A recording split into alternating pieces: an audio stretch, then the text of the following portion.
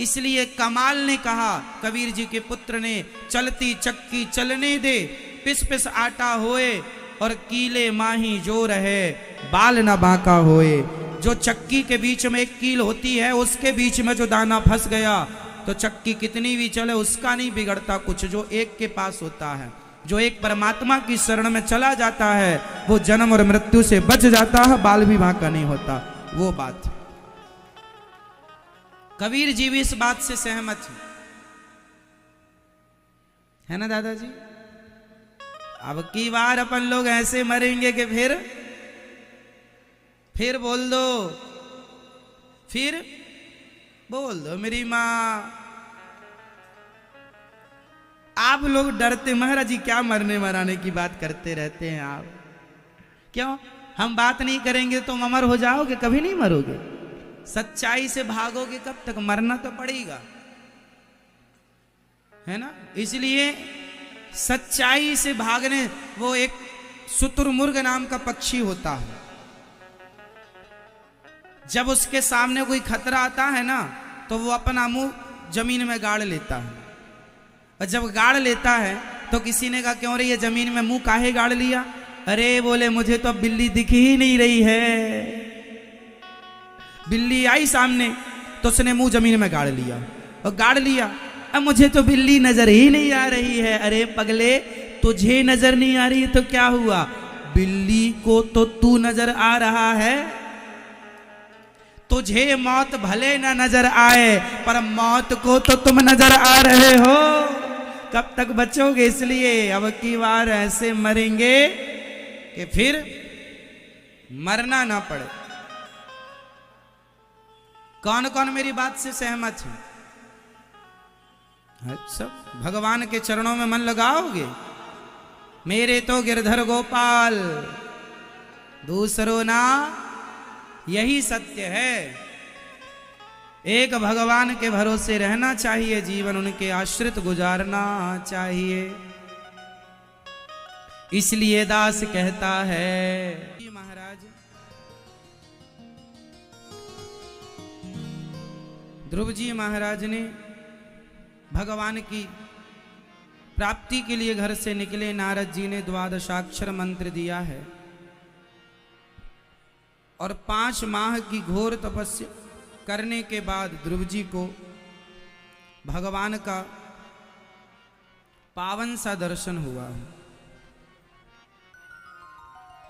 ध्रुव जी महाराज से मिलने भगवान दर्शन देने आए हैं। दर्शन भगवान स्वयं अपने ध्रुव जैसे भक्तों का दर्शन करते हैं, आए दर्शन करने। 5 माह के बाद जब ध्यान खुला तो सामने भगवान को देखा, चरणों में गिर पड़े। कुछ बोल ना पाए तो भगवान ने ध्रुव जी को दिव्य ज्ञान दिया, शंख स्पर्श कपोलों पर गालों पर कराया। ध्रुव जी ने भगवान की स्तुति की। योऽन्तः प्रविश्य मम वाचमिमां प्रसुप्तां संजीवयत्यखिल शक्तिधरः स्वधाम्नः अन्यास्तहस्तचरणश्रवणत्वगादीन् प्राणान्नमो भगवते पुरुषाय तुभ्यम्। ध्रुव जी भगवान से कहते हैं, प्रभु मेरे हृदय में बस जाइए और बस सदा मेरे मन मंदिर में विराजिए। मेरी वाणी सदा आपका गुणगान करे। भगवान का दर्शन हुआ। भगवान ने कहा ध्रुव कुछ मांग लो। ध्रुव जी ने कहा प्रभु क्या चाहूं आपसे, आप मिल गए, अब आपसे क्या चाहूं? ध्रुव जी ने कहा कि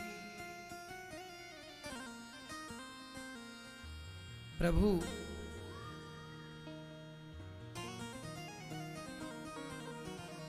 आपके दर्शन से बड़ी कोई दौलत हो सकती है?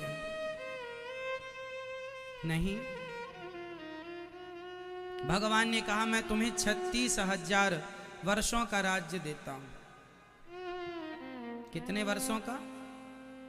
36,000। ध्रुव जी जब घर आए भगवत दर्शन करके तो पिता ने राजा बनाया और बहुत समय तक ध्रुव जी का विवाह जब हुआ उसके बाद बहुत समय तक राज्य का आनंद लिया।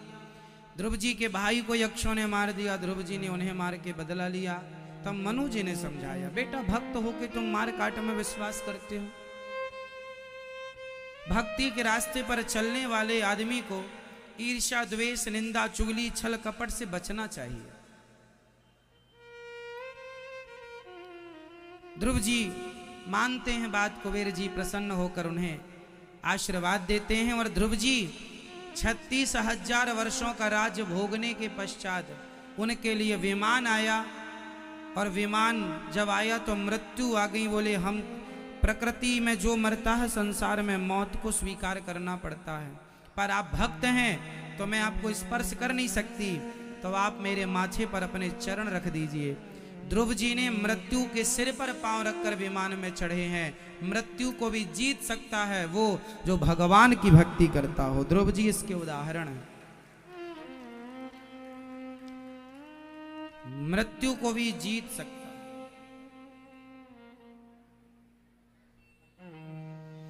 ध्रुव जी भगवत धाम को गए हैं। मां साथ में गई, अकेले ध्रुव जी नहीं गए। मां के बिना कैसे रहे? तो ध्रुव जी का पावन वंश बड़ा अद्भुत था और ध्रुव जी के वंश में ही आगे चलकर अंग हुए, फिर भगवान प्रचु हुए जिन्होंने 10,000 कान मांगे भगवान से। प्रचु भगवान साक्षात भगवान ही हैं। बोलिए प्रचु भगवान की।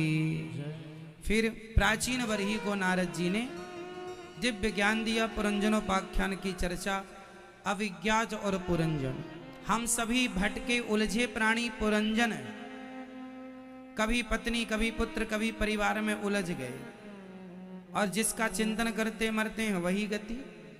जब तक अविज्ञात मीन्स जब तक भगवान ना कहें कि तुम हमारे हो और जब तक भगवान ना कृपा करें तब तक जीव भटकता ही रहेगा।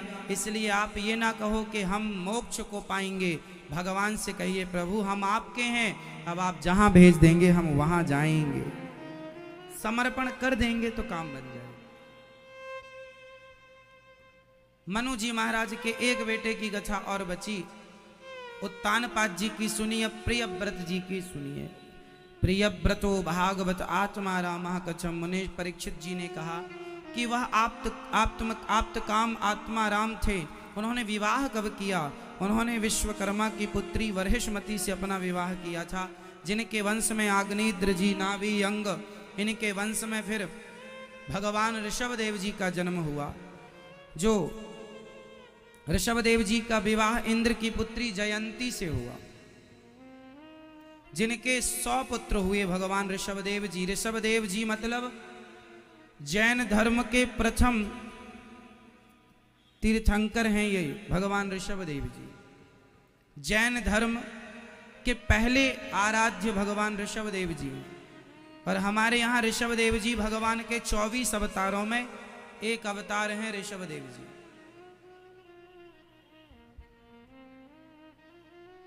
तो जैन पहले सनातनी ही थे, बाद में फिर अपने अपने रास्ते अलग होते चले गए। उनका अलग धर्म हो गया भगवान ऋषभदेव जी से। जबकि भगवान ऋषभदेव जी 24 अवतारों में भगवान ही हैं। हम सबके हैं वो भगवान ऋषभदेव जी, हम सबके हैं। उन्हीं के सबसे बड़े पुत्र हुए हैं भरत जी। कौन हुए हैं? भरत। भरत जी ऋषभदेव जी ने अपने पुत्रों को ज्ञान दिया। नायम देहो देह भाजाम्रलोके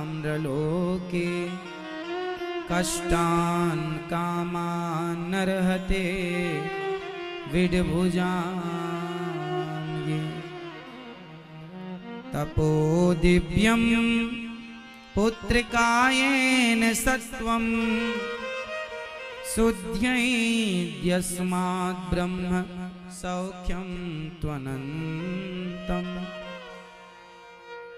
नायम देहो देह भाजाम नरलोके। नायम देहो, ये शरीर हमें क्यों मिला है? समझाया भगवान ऋषभदेव जी ने। भरत जी समझ गए और भरत जी सबसे ममता हटाकर भगवान ऋषभ देव जी का भी बाद में भगवत धाम हुआ, वो परम धाम को गए। ऋषभ देव भगवान भरत जी सब छोड़ के गंगा वहां पर गंडकी नदी के किनारे चले गए। एक मृगी पानी पी रही थी, उसका नवजात बच्चा पानी में गिर के बहने लगा, उसको बचाकर भरत जी ले आए और मृग के बच्चे से प्रेम कर लिया, जिसके कारण जब मरे तो मृग का चिंतन करते करते मृत्यु होने से भरत जी को मृग की योनि में जाना पड़ा। अंते यामति सागति। इसलिए समझा रहा हूं बार बार, मरते समय आप लोग बेटा बेटी नाती पोता पैसा धन दौलत में मन ना लगाना, जहां मन लगेगा वही गति होगी आपकी। क्या होगी वो गति? अंते यामति सागति। बेटा में मन लगेगा तो आपको किसी का बेटा बन के आना पड़ेगा, बेटी में मन लगेगा किसी की बेटी बन के आना पड़ेगा, कुत्ता बिल्ली में मन लगेगा मेरे कुत्ते का क्या होगा, कुत्ता बन के आओ, पैसे में मन लगेगा सांप बन के आओ, स्त्री में मन लगेगा स्त्री बनो, पुरुष में मन लगेगा पुरुष बनो, और भगवान में मन लग जाएगा तो भगवान के बन जाओगे। मन की ही तो बातें हैं, सारी प्रपंच पंचायत कहां से शुरू होती है? फसाद की जड़ कौन है? मन के हारे हार है, मन के जीते जीत, मन ही मिलावत राम से, मन ही करत फजीत।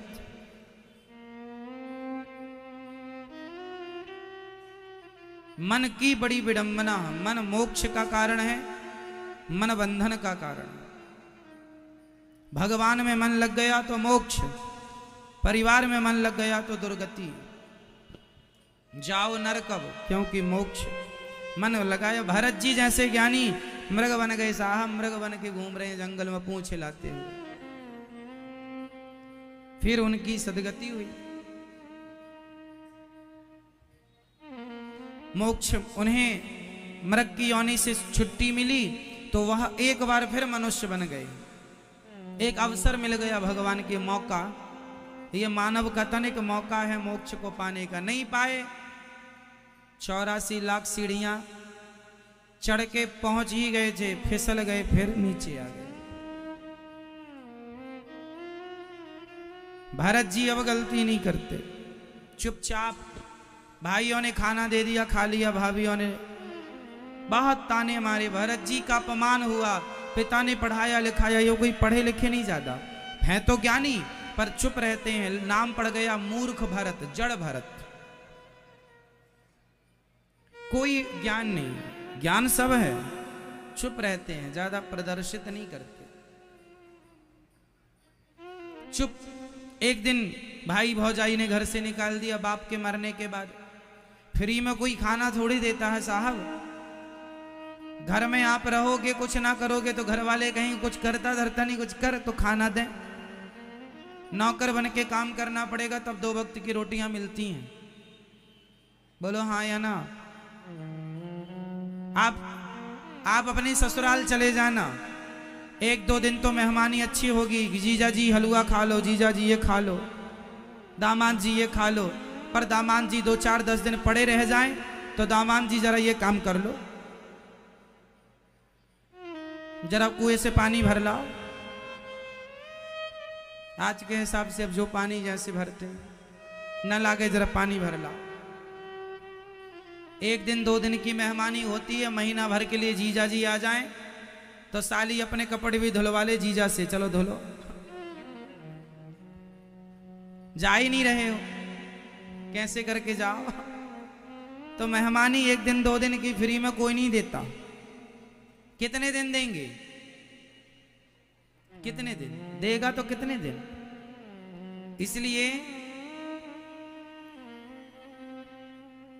इसलिए कहता हूं सेल्फ डिपेंड बनो, आत्मनिर्भर बनो।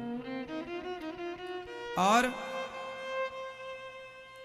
भरत जी को भला कहां रोटियां मिलने वाली थी? भाई भौजाइयों ने कहा चल बाहर, फ्री का खाता है। एक दिन खेत भेज दिया, जाओ धान बो दिया, चिड़ियां उड़ाना। तो भरत जी ने उल्टा किया, राम जी की चिड़िया, राम जी का खेत, खाओ री चिड़िया भर भर पेट। भाइयों ने और कहा रे राम राम, कुछ काम का नहीं है, उल्टा करता, निकाल दिया। जंगल में रहते कंदमूल फल खाने लगे। एक दिन जंगल के भीलों ने पकड़ लिया भरत जी को, चल तेरी बलि चढ़ाएंगे। भरत जी बोले चलो। जो इच्छा भरत जी ने अपनी अब कोई इच्छा नहीं रखी, भगवान चाहे मरवा दें बचाएं, वो आप जानो आपका, हम तो आपके भरोसे। ले गए, चलो सिर झुकाओ। भरत जी ने सिर झुका लिया। तेरा सिर काटेंगे तलवार से, चलो आपकी इच्छा तो काट लो। खूब खवाया पिवाया भरत जी को। भरत जी ने कहा चलो खाना पीना अच्छा हो गया ठाकुर जी की कृपा से। अब सिर काटने झुकाया तो भद्रकाली जो देवी थी, उनको लगा राम राम ये तो बड़ा भक्त है हमारा, और ऐसे भक्तों के ये दुष्ट लोग बलि चढ़ा रहे हैं। प्रकट होकर भली भद्रकाली ने उन्हीं दुष्टों का दमन किया और भरत जी को आजाद कर दिया। जाओ, तुम्हारे जैसे भक्तों की जरूरत है।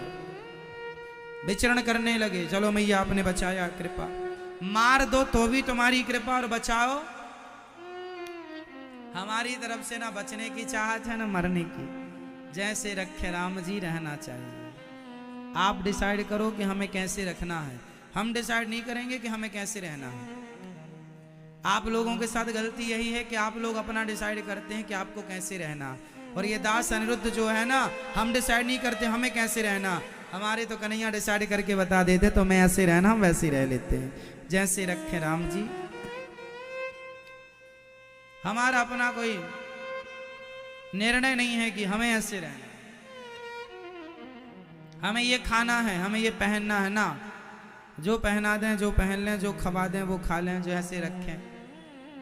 जमीन में सुलाएं तो जमीन में सो जाएं, पलंग में सुलाएं तो पलंग में, झोपड़ी में सुलाएं तो झोपड़ी में, महलों में सुलाएं तो महलों में। हम तो आपके अधीन हैं, हमारी अपनी कोई मर्जी। भरत जी चले जंगल। एक राजा सिंधु सौवीर देश का राजा रहुगण जा रहा था। पालकी पर चढ़ के कहार बीमार पड़ गए, तो भरत जी को पालकी पे लगा लिया। अब भरत जी उछल उछल के चल रहे हैं, कोई चींटी न दब जाए पाँव में। तो राजा रहुगण के सिर में एक बार इतनी जोर से पालकी टकराई। राजा रहुगण ने कहा क्यों रे, ठीक ठीक नहीं चलता, मृत्यु दंड दूंगा। भरत जी ने कहा आज इस मूर्ख को ज्ञान देना ही पड़ेगा। तब भरत जी पहली बार बोले, त्वयोदितं व्यक्तमविप्रलब्धं भर्तुः समे स्याद्यदि वीरभारा गन्धुर्यदि स्यादधिगम्य मध्वा पीवेति रासौ न विदां प्रवादः।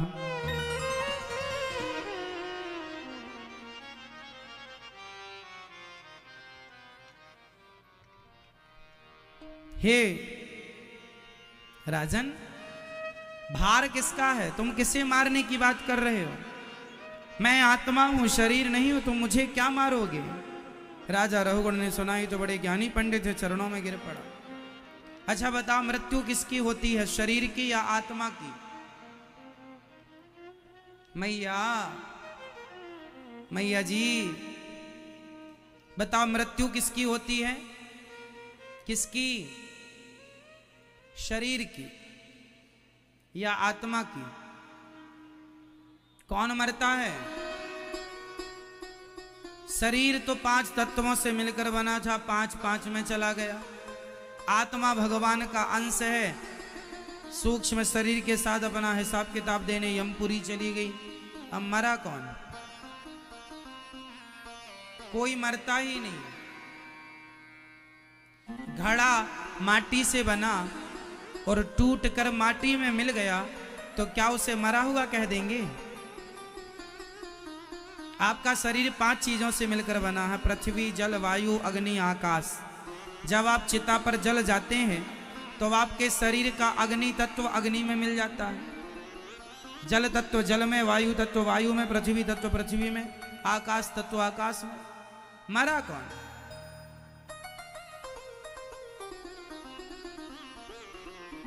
कोई मरता नहीं है। अब इस प्रोसेस को यदि आप मरना नाम दें तो ठीक है कि भाई 5 तत्वों को 5 तत्वों में जब मिल जाता है उस प्रोसेस को हम मरना कहते हैं। ठीक है, उस प्रोसेस को आप कहते हैं मरना, ठीक है, कह सकते हैं। नाम तो देनी है, कुछ भी दे दो, मरना।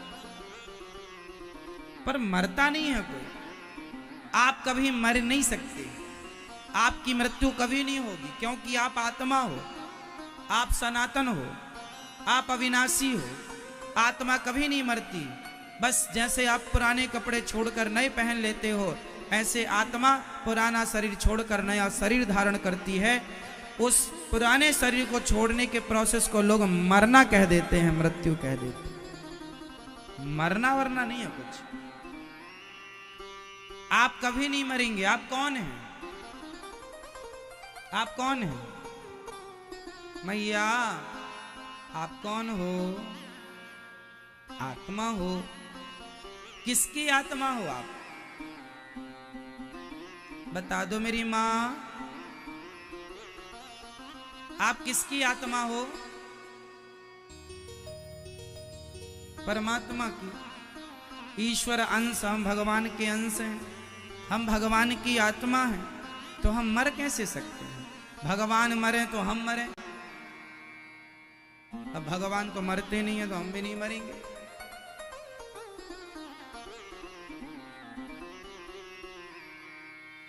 इसलिए कहता हूं, सब आत्मा स्वरूप है, परमात्मा स्वरूप है। ये जो दिख रहा है, ये जन्म ले लिया, ये मर गया। अच्छा एक बात बताओ, टीवी पे आप देखते हैं, पिक्चरों में,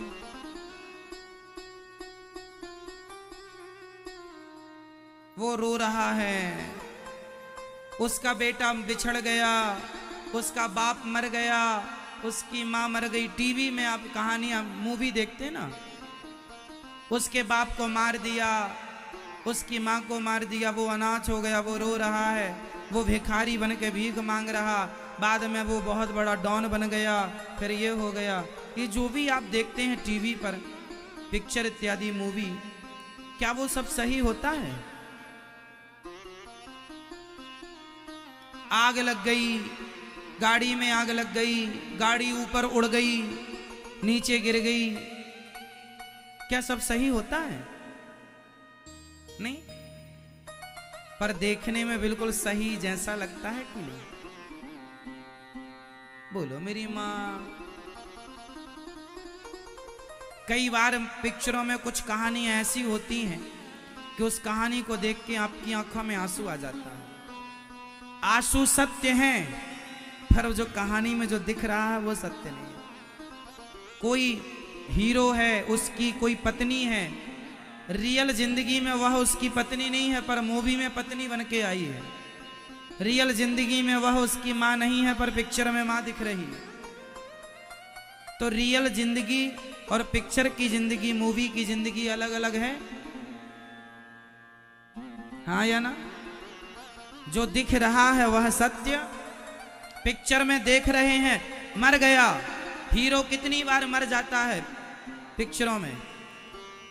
मर गया तो वह दोबारा कैसे दूसरी पिक्चर में आ गया? इसका मतलब वो मरना झूठा था। पिक्चरों का मरना क्या होता है? सच्चा के झूठा। जैसे वो रंगमंच है, उस रंगमंच में सब झूठा नाटक चल रहा है। ये संसार भी कौन सा सच्चा है मेरी माँ? यहाँ भी तो सब झूठा ही नाटक हो रहा है। वो मर गए, ये सब झूठा है, कोई नहीं मरता। ये तुम्हारे हैं, ये हमारे हैं, ये हमारी पत्नी, ये हमारा बेटा, सब झूठा है। चलो आज सच्चा बताओ, कौन तुम्हारा बेटा है? तुम्हारा बेटा है तो तुम्हें छोड़कर चला क्यों गया? तुम्हारा बेटा था तो पत्नी को लेकर परदेश क्यों चला गया? हाँ, कौन है तुम्हारा? कौन है तुम्हारा? हाँ, ये झूठा संसार है और इसे आपने सच मान लिया। यही आपके दुख का सबसे बड़ा कारण है। आपने पीतल को सोना मान लिया, इसमें बेचने वाले की गलती है या खरीदने वाले की? आपने पीतल को सोना मानकर खरीद लिया, बेचने वाले की गलती है कि खरीदने वाले की? जोर से, जोर से। हाँ, बेचने वाला तो बैठे ही है दुनिया को लूटने। तुम्हें पता होना चाहिए ना कि क्या पीतल है क्या सोना है। तुम ही ठगने गए हो तो तुम्हें ठगने में लोगों तो बैठे ही ठगने के लिए, तुम्हें लुटने तुम ही गए हो। क्यों गए हो? इसलिए मेरी मां, झूठा संसार है, झूठी दुनिया है और हम पड़े हैं ये हमारा ये हमारा। तुम्हारे बाप दादे भी ये कहते कहते मर गए, ये हमारा ये हमारा। वो जो उनका तुम्हारे बाप दादे कह रहे थे ना, ये खेत हमारा ये घर हमारा, ना वो खेत तुम्हारे बाप का हुआ, ना वो घर तुम्हारे बाप का हुआ, ना वो खेत तुम्हारे बाप के बाप का हुआ, और ना वो खेत तुम्हारा होगा, ना तुम्हारी औलाद का होगा। वो ऑलरेडी भगवान का था, भगवान का है, भगवान का रहेगा। वो उसका था, तुम्हें जिम्मेदारी दी गई इसका काम धाम करो, लेकिन तुमने तो मेरा ये जमा लिया अपना अधिकार, मेरा खेत मेरा है, घर मेरा है। ना मेरी माँ, गोविंद मेरे हैं, गोपाल मेरे हैं, भगवान मेरे हैं। उसे नहीं कहेगा कि मेरा है।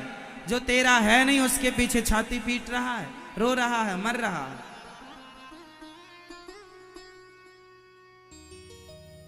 समझ रही हो ना मेरी मां?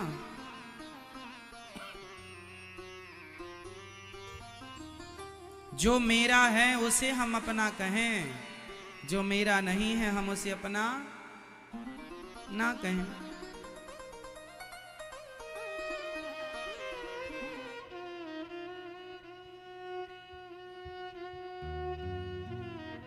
भरत जी के दिव्य ज्ञान से राजा रहुगण का ज्ञान नष्ट हो गया, चरणों में गिर पड़े, दोनों परम धाम को गए हैं।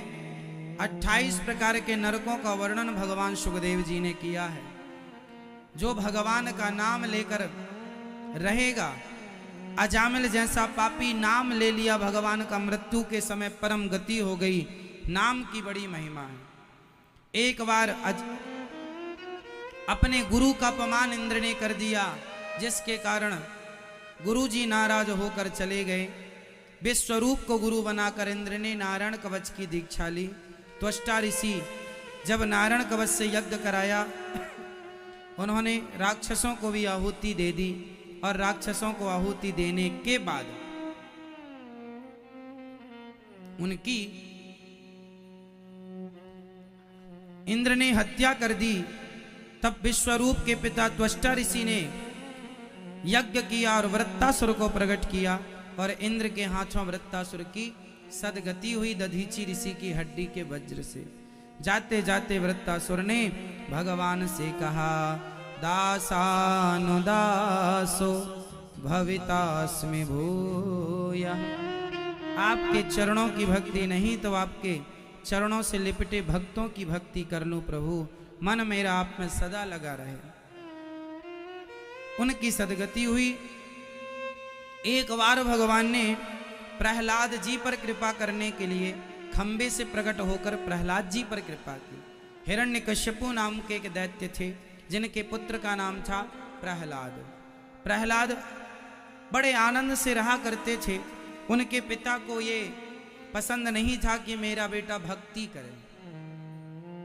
आज के माँ बाप चाहते हैं कि मेरा बेटा ज्यादा भक्ति करने लग जाए ना, माँ बाप टेंशन में आ जाते हैं, संत ना बन जाए, साधु ना बन जाए, चोर उचक्का बन जाएगा तो माँ बाप को चिंता नहीं होती। शराबी बन जाता है, माँ बाप ज्यादा टेंशन नहीं करते। ज्यादा माला जपने लगा, कहीं महाराज साधु ना बन जाए, अच्छा ना बन जाए, इसकी फिक्र है। बुरा बन जाए तो चलेगा। कितनी गलत थिंकिंग लोगों ने बना रखी।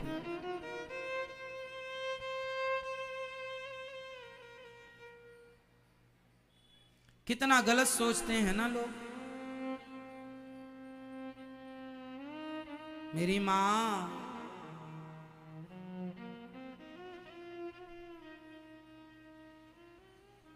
यही हुआ प्रहलाद जी के साथ। भक्ति करने लगे तो उनके पिता डर गए। अरे बंद करिए भगवान का नाम जपना। ना पिताजी, ठीक कर रहा हूं मैं। ना, तेरा पिता ही भगवान है, मेरा नाम जप। नहीं माने तो होलिका को बुलाया, आग में जला के मारने का प्रयास किया।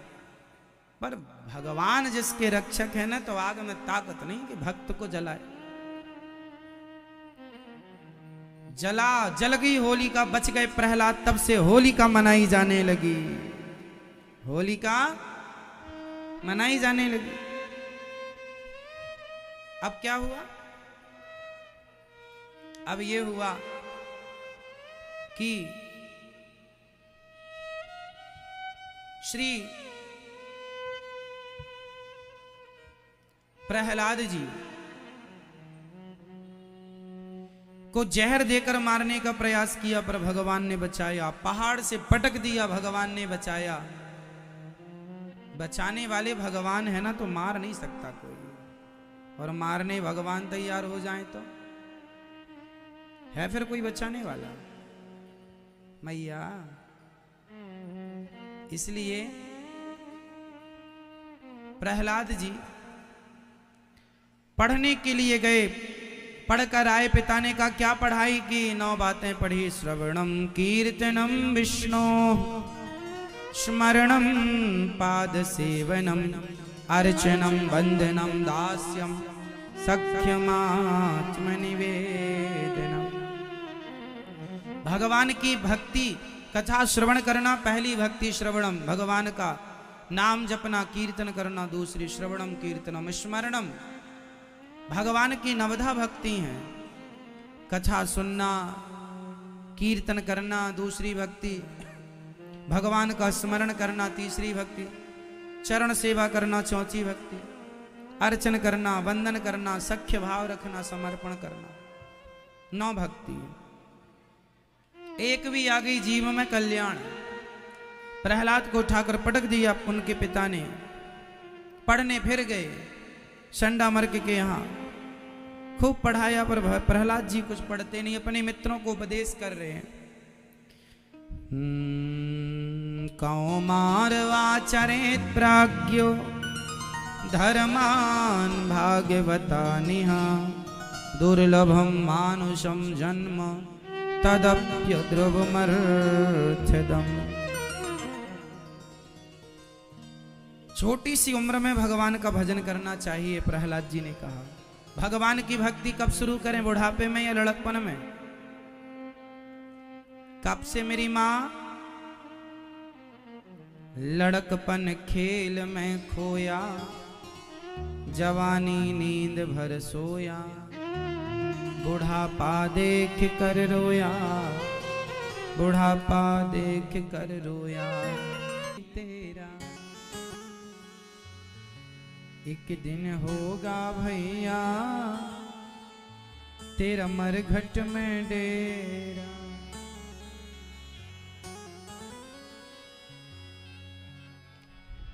इसलिए भगवान की भक्ति प्रहलाद जी और ध्रुव जी की तरह छोटी सी आयु से स्टार्ट कर देनी चाहिए।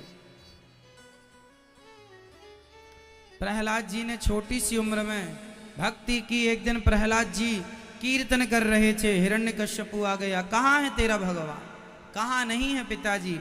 कैस खंबे पर है? हाँ, जो प्रहार किया खंबे पर, हिरण्यकश्यपु ने खंबा चीर कर नरसिंह भगवान प्रकट हो गए। बोली नरसिंह भगवान की जय। नरसिंह भगवान प्रकट भये, हिरण्यकश्यपु को लेटाया। उसने वरदान मांग रखा था, ना दिन के मरूंगा न रात्रि को, इसलिए भगवान ने संध्या के समय मारा। ना अस्त्र से मरूंगा ना शस्त्र से, तो भगवान ने नाखून से मारा। ना ब्रह्मा के बनाए 12 महीने में किसी महीने नहीं मरूंगा, तो पुरुषोत्तम महीने में मारा। ना अंदर मरूंगा ना बाहर मरूंगा, तो देहरी पर मारा। ब्रह्मा के बनाए किसी आदमी से नहीं मरूंगा, तो भगवान बोले मैं स्वयं ब्रह्मा को बनाता हूं, ब्रह्मा मुझे नहीं बनाते, इसलिए अब मर। कितने भी चतुर हो जाओ, मौत से बचोगे नहीं। हिरण्यकश्यपु का छाती भगवान ने चीर दी, उद्धार किया। गले की उसके शरीर की आंतें निकालकर माला बनाकर पहनी। प्रहलाद जी जब भगवान की स्तुति सब ब्रह्मा इत्यादि ने की, सब डर गए। प्रहलाद जी ने जब स्तुति की भगवान की, भगवान प्रसन्न हो गए। प्रहलाद जी ने कहा, ब्रह्मादयः सुरगणा मुनयोथ सिद्धा। हे प्रभु आपकी जय हो, आपकी स्तुति ब्रह्मा इत्यादि ना कर पाए, मेरी वाणी में इतनी सामर्थ्य कहाँ कि मैं आपकी स्तुति करूं। भगवान ने कहा, प्रहलाद गोद में जब आए चाटने लगे, बड़ा लाड़ प्यार किया, कुछ मांग लो। प्रहलाद जी ने कहा, प्रभु कभी कुछ मांगने की इच्छा ना हो ये आप वरदान दो, मैं आपसे कभी कुछ मांगू ना, मैं आपसे कभी कुछ ना मांगू।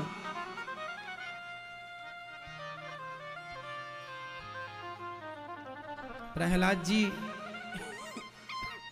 पर कृपा करके भगवान गए, प्रहलाद जी राजा बने। एक बार प्रहलाद जी के लिए भगवान ने नरसिंह अवतार लिया, तो एक बार हाथी के लिए भगवान ने हरि अवतार लिया, हाथी को बचाया है। हाथी के पांव को मगर ने पकड़ लिया, कोई सहारा नहीं, तब हाथी ने पुकारा, हरि ने बचाया और हाथी को बचाकर ग्राह का सिर काटा। समुद्र मंथन पर धनवंतरी, कश्यप, मोहिनी, 3 अवतार भगवान ने धारण किए हैं। राजा बलि देवासुर संग्राम में देवताओं को पराजित करके स्वर्ग की सिंहासन ले चुके हैं। शुक्राचार्य जी की कृपा से तब वामन भगवान प्रकट भये हैं। मां अदिति के गर्भ से, पयोव्रत के प्रभाव से, फाल्गुन मास की प्रतिपदा से यह व्रत स्टार्ट होता है और भाद्रपद मास के शुक्ल पक्ष की श्रवण नक्षत्र वाली द्वादशी को वामन भगवान प्रकट होते हैं। बोलिए वामन भगवान की जय हो। वामन भगवान राजा बलि के दरवाजे पर गए और कहा, राजा बलि ने कहा, महाराज आप कुछ मांग लीजिए। पहले के लोग ऐसे थे कि खुद कहा करते थे कुछ मांग लो। आज कलयुग में ऐसा है कि आपके द्वार पर कोई आए मांगने तो आप उपदेश कर देते, कमा के खा नहीं सकता। पहले बिना मांगे मिलता था, मांगे से उपदेश मिलता है, रोटी नहीं मिलती है ना। राजा बलि ने कहा कुछ मांगिए। भगवान ने कहा देना है 3 पग भूमि दीजिए। भगवान ने प्रथम पग में राजा बलि को मना किया। शुक्राचार्य जी ने, यह वामन नहीं 53 है, नहीं माने। दान करने से रोका तो भगवान ने शुक्राचार्य जी की आंख फोड़ दी। किसी को दान करने से मत रोकना, नहीं एक आंख चली जाएगी आपकी। किसी जन्म में काना बनना ही पड़ेगा।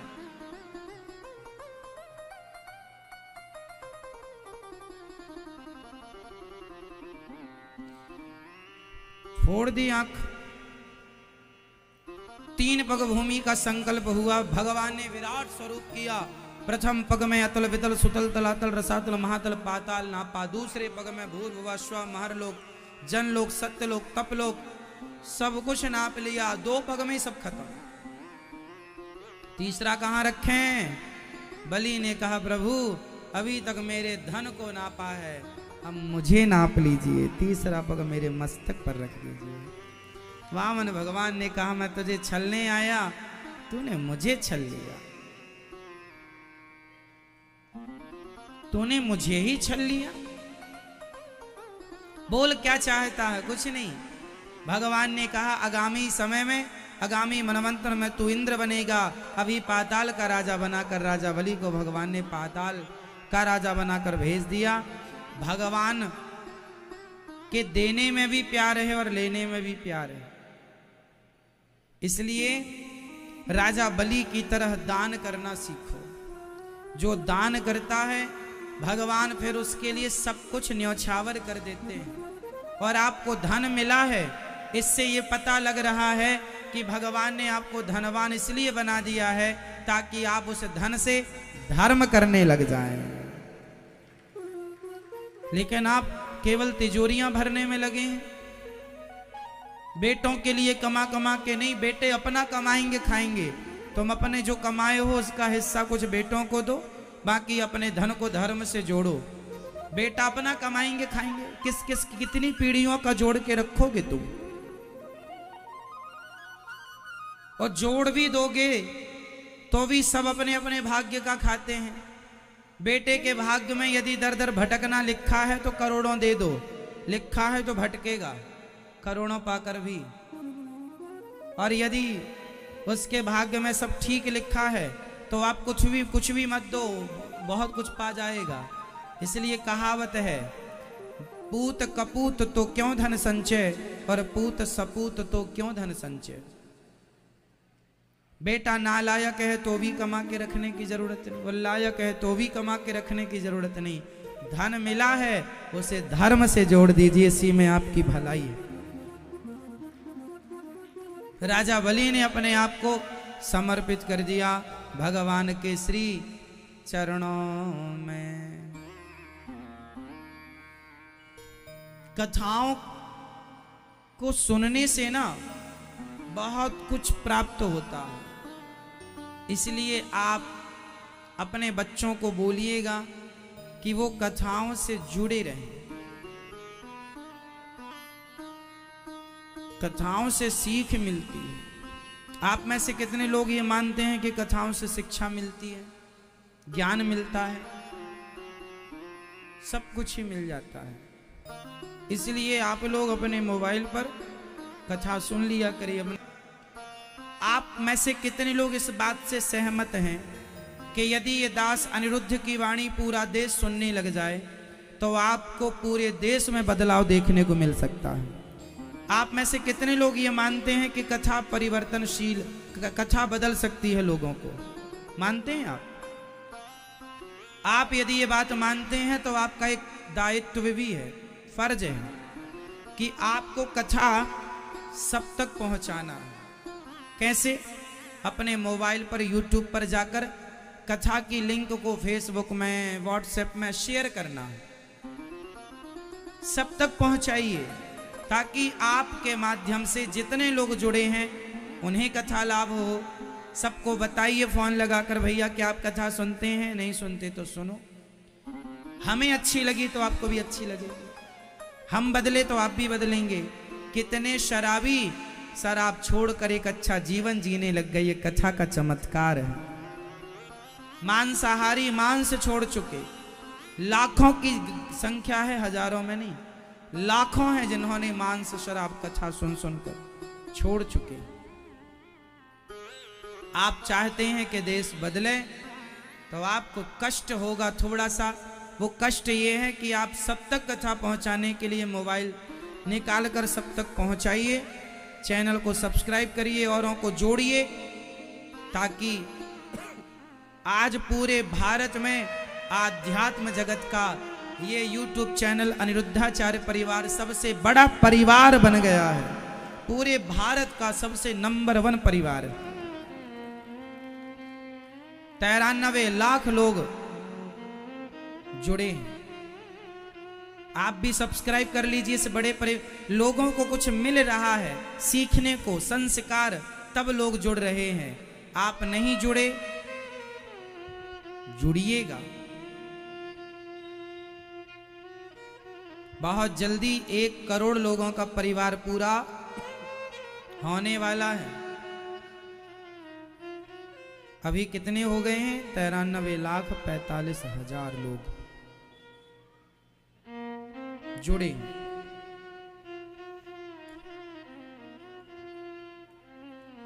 तब भगवान राजा बलि पर कृपा करके परम धाम को गए। मत्स्य अवतार बनकर भगवान ने प्रकट हुए हैं। मत्स्य अवतार हुआ भगवान का सत्यव्रत नाम के राजा पर कृपा करने के लिए और हयग्रीव दैत्य को मारने के लिए। भगवान राम प्रकट हुए। भगवान नारायण के पुत्र हुए ब्रह्मा जी, फिर मरीचि। इन्हीं के वंश में राजा नभग, नभग के नाभाग, नाभाग के अम्बरीश, अम्बरीशो महाभागा सत्वद्वीपवती मही। अम्बरीश नाम के एक राजा हुए, एकादशी का व्रत करने वाले, खूब एकादशी। एक दिन वो एकादशी का व्रत कर रहे थे, द्वादशी को ब्राह्मणों को भोजन करा के व्रत का पारण कर रहे थे। संत जी आ गए, दुर्वासा जी, तो कहा आप प्रसाद पा लीजिए। दुर्वासा जी स्नान करने गए, तब तक त्रयोदशी लगने वाली थी। तो उन्होंने चरणामृत पी लिया। दुर्वासा जी ने गुस्से से अपने बाल पटक दिए जमीन पर, एक जटा निकाल के। कृत्या प्रकट भई, अम्बरीश की तरफ बढ़ी, तो अम्बरीश जैसे भक्तों की सेवा में भगवान ने अपना सुदर्शन नियुक्त कर रखा था, भगवान सुदर्शन ने तुरंत जाकर कृत्या को जलाकर भस्म किया और अपने आप भगवत कृपा से दुर्वासा जी की ओर सुदर्शन चले। दुर्वासा जी त्रैलोक में घूमे, कोई ना बचाया। भगवान से बोले, प्रभु आपका सुदर्शन मेरी जान लेने पर तुला है। भगवान बोले, दुर्वासा जी आपने मेरा कुछ बिगाड़ा होता मैं आपको जरूर माफ कर देता, पर आपने मेरे भक्तों का बिगाड़ा है, इसलिए मैं आपको माफ नहीं कर सकता। जाइए, जिसका बिगाड़ा है उससे माफी मांगिए। दुर्वासा जी को आकर माफी मांगनी पड़ी, क्षमा किया, प्रार्थना सुदर्शन भगवान से अम्बरीश जी ने किया। अहम भक्त पराधीन यस्वतंत्री वध्वजा, भगवान भक्तों के अधीन है। भगवान कहते हैं मुझे लात मार दोगे मैं सहन कर लूंगा, मेरे भक्त को लात मारोगे सर्वनाश कर दूंगा। अच्छा बताओ, भगवान को लात किसने मारी थी? बताओ, भगवान को लात किसने मारी थी? जोर से। भृगु जी ने। भगवान को लात किसने मारी थी? भृगु ऋषि ने। भगवान ने भृगु जी का कुछ नहीं बिगाड़ा, चरण पकड़ के कहा, महाराज मेरी छाती बड़ी कोमल थी, आपके चरण बड़े, मेरी छाती बड़ी कठोर थी, आपके चरण बड़े कोमल हैं, कहीं आपके चरणों में चोट तो नहीं लग गई? ऐसे भगवान। कोई भगवान को लात मार दे तो भगवान क्षमा कर दे, क्षमा कर दिया भृगु जी को। पर विभीषण को लात मार दिया रावण ने तो सर्वनाश कर दिया रावण का। मुझे लात मारोगे सह लूंगा, मेरे भक्तों को लात मारोगे नहीं सहूंगा। अहम भक्त पराधीन। भगवान अपने भक्तों के अपमान को सहन नहीं करते, इसलिए भक्तों का अपमान नहीं करना चाहिए। अब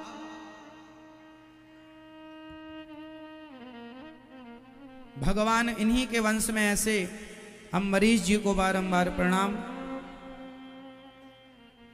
इन्हीं के वंश में आगे चल के सगर हुए, सगर के पुत्र असमंजस, असमंजस के अंशुमान, फिर दिलीप, भगीरथ, जिन्होंने गंगा जी को प्रकट किया।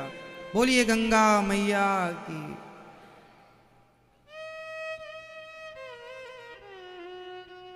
इन्हीं के वंश में आगे चलकर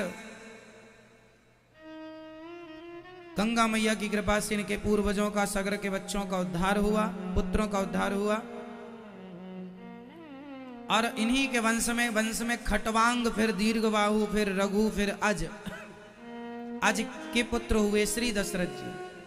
और दशरथ जी के 4 पुत्र हुए हैं, भगवान राम, भगवान लक्ष्मण, भगवान भरत जी, भगवान शत्रुघ्न जी, एक ही 4 रूपों में प्रकट हुए। राम जी भी भगवान है, श्री लक्ष्मण जी भी भगवान है, शेषावतार हैं। भरत जी किन के अवतार हैं? बताओ, राम जी किन के अवतार हैं? फटाफट बोलना है।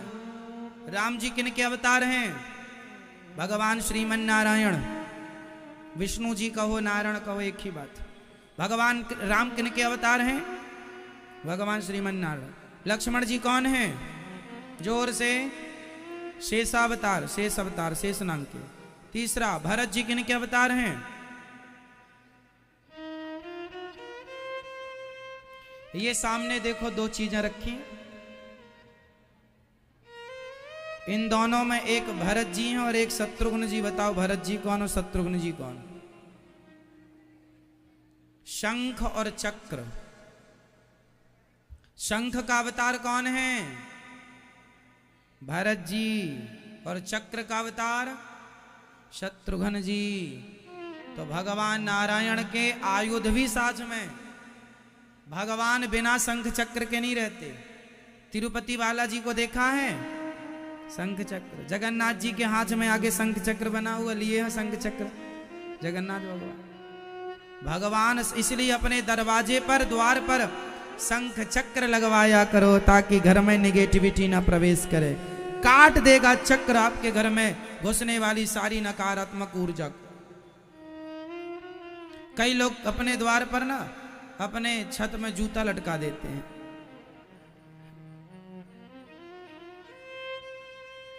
ऐसे शंख चक्र, बीच में तिलक, ताकि ये चरण भगवान के माथे पर तिलक क्यों लगाते हैं? इस भाव से कि यह भगवान श्रीमन नारायण के चरण हैं। ये बीच में माता लक्ष्मी जी और ये भगवान के चरणों को रखने की आसन है।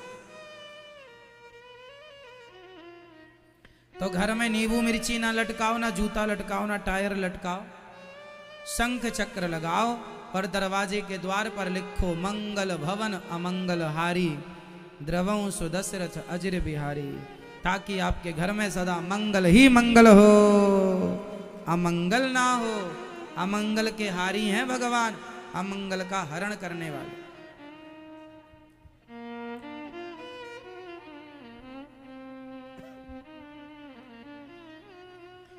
भगवान राम लक्ष्मण भरत शत्रुघ्न जी का जन्म हुआ। राम जी को लेने विश्वामित्र जी आए हैं, चले हैं। ताड़का को मारकर अहिल्या पर कृपा करके सीता स्वयंवर में राम जी धनुष भंग करते हैं और सीता मैया राम जी के गले में वरमाला पहनाती हैं और राम जी का भगवान से विवाह हो जाता है। चारों भाइयों का विवाह हुआ। भगवान राम जी की धर्म पत्नी का नाम बताइए आप। राम जी की पत्नी का नाम क्या है? माता सीता। भरत जी की पत्नी का, भरत जी भैया भरत जी की पत्नी का नाम बताइए, क्या नाम है? माता मांडवी। लक्ष्मण जी की धर्म पत्नी का नाम माता उर्मिला। और शत्रुघ्न जी की पत्नी का नाम माता श्रुतकीर्ति। श्रुतकीर्ति।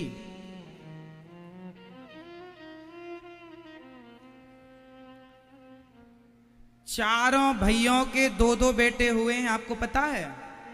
राम जी के दो बेटों के नाम बताइए। लव और भारत जी के दो बेटों का नाम बताइए। तक्ष और पुष्कल। लक्ष्मण जी के दो बेटों का नाम अंगद और चित्रकेतु। शत्रुघ्न जी के भी दो बेटे हुए हैं, सुबाहु और श्रुतसेन। चारों के दो दो बेटे हुए। राम जी चले, विवाह हुआ, सीता मां आई अयोध्या। राम जी को राजा बनने की तैयारी चल रही है। चारों भाइयों का विवाह हुआ, माता आई, माताओं ने स्वागत किया। राम जी आनंद से रह रहे हैं। मंथरा ने कान भर दिए कैकेयी माता के। भड़काने वाले लोगों से थोड़ा बच के रहना। राम जी मंथरा के और कैकेयी के कहने पर राम जी कितने वर्ष के लिए वनवास गए? 14 वर्ष के लिए ही वनवास क्यों गए? 15 या 13 क्यों नहीं? क्योंकि उस दिन से रावण की उम्र केवल 14 वर्ष बाकी थी, इसलिए। कैकेयी मां ने कोई जानकर राम जी को वनवास नहीं भेजा। राम जी ने खुद कहा था मां कैकेयी से बचपन में कि जब मेरे पिता मुझे राजा बनाए तो मुझे वनवास भेज देना।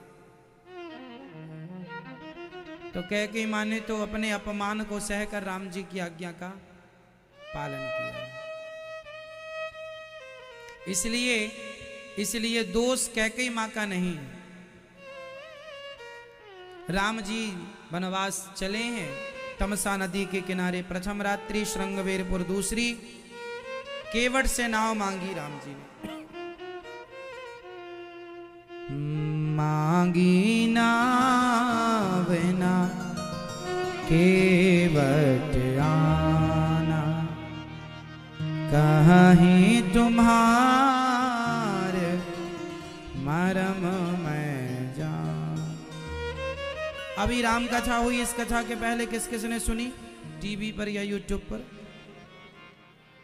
नहीं सुनी तो सुन लीजिएगा। राम कथा पूरी 9 दिन की नहीं, 8 दिन की थी। पर पूरी राम कथा से जुड़े हर प्रसंग को हमने विस्तार से कहा। जो बना, जितनी अक्कल दी है विधाता ने, उस हिसाब से भगवान के चरित्र तो अनंत हैं, जितनी बुद्धि जहां तक दौड़ती है उतना होता है। सुनिएगा, यूट्यूब पर पड़ी है इसलिए सुनते रहा करिए। राम जी आगे चले हैं चित्रकूट में, भरत जी मिलने आए। रावण पंचवटी चले, रावण भरत जी खड़ाऊ लेकर गए, नंदीग्राम में विराजे हैं। राम जी पंचवटी गए, माता सीता का हरण रावण ने किया। चलो बताओ, रावण ने जिन माता सीता को चुराया था वह माता सीता असली माता सीता थी या नकली अर्थात छाया सीता थी? असली माता सीता कहां थी उस समय जब रावण चुरा रहा था? कहां थी माता? असली सीता अग्नि में वास कर रही थी। ये बात रामचरितमानस में लिखी।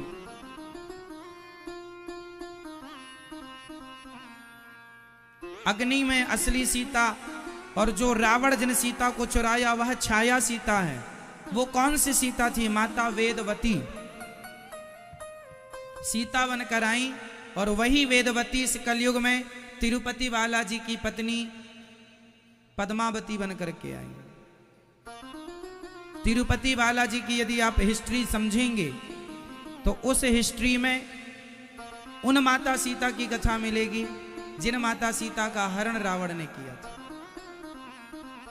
कथा लंबी है, हमने पहले अभी राम कथा में ये पूरी कथा विस्तार से सुनाई है। कथाएं बहुत हैं, हर कथा का विस्तार होगा तो सुनते रहेंगे तो सब कुछ आपको समझ में आएगा। तिरुपति बालाजी का नाम सुना है आप लोगों ने? तिरुमला पर्वत पर दक्षिण भारत में विराजमान है। उनका नाम है श्रीनिवास। भगवान श्रीनिवास जी का विवाह हुआ है पद्मावती। पद्मावती मतलब वह सीता माता जिन माता सीता का हरण रावण ने जिन माता सीता का हरण किया वह जनक नंदिनी सीता नहीं थी। जनक नंदिनी सीता तो अग्नि में वास कर रही थी। फिर रावण जब मर गया तब सीता आई, और वह सीता अग्नि में, इसलिए अग्नि परीक्षा जिसे आप कहते हैं, एक्चुअली वह अग्नि परीक्षा नहीं है, वह माता सीता की वापसी है अग्नि से। कई लोग कहते हैं भगवान राम ने माता सीता को क्यों निकाला, क्यों त्यागा? राम जी ने निकाला ही नहीं, राम जी का दोष नहीं है। प्रजा के कहने से समाज में आवाज उठी, इसलिए राम जी को निर्णय लेना पड़ा। अब आप कहेंगे कि पड़ोसी कहेंगे पत्नी को निकाल दो, तो कोई आदमी अपनी पत्नी को थोड़ी निकालता। उस समय राम जी राजा हैं। कहां के राजा हैं? कहां के? राम जी कहां के राजा थे? बोलो मेरी मां। अयोध्या के? गलत कह रही हो मेरी मां। सही यह है कि पूरी पृथ्वी के राजा हैं मेरे राम, सिर्फ अयोध्या के नहीं। उस जमाने में भारत कितना बड़ा था बताओ? राम जी के जमाने में भारत की भूमि कितनी थी? कितनी बड़ी सीमा थी हमारी? कितना बड़ा भारत था बताओ? नहीं पता, हम बता रहे हैं। राम जी के जमाने में और धर्मराज युधिष्ठिर भगवान श्री कृष्ण के जमाने में भारत कितना बड़ा था? इस पूरी पृथ्वी पर चले जाओ, जमीन पर जहां आपका पांव रुक जाए वो जमीन, वह भूमि भारत की है। जहां आपके दोनों पांव ठहर जाए, जहां आपकी उंगली ठहर जाए, वो भूमि किसकी है? पूरा पूरब से पश्चिम, उत्तर से दक्षिण एक भारत था। बाकी ये देश वेश कोई थे थोड़ी पहले, अमेरिका, लंदन, जापान इत्यादि, ये तो टापू हैं समुद्र के बीच के। हमारे देश से बड़े बड़े राजाओं ने दुष्टों को देश निकाला दिया। चलो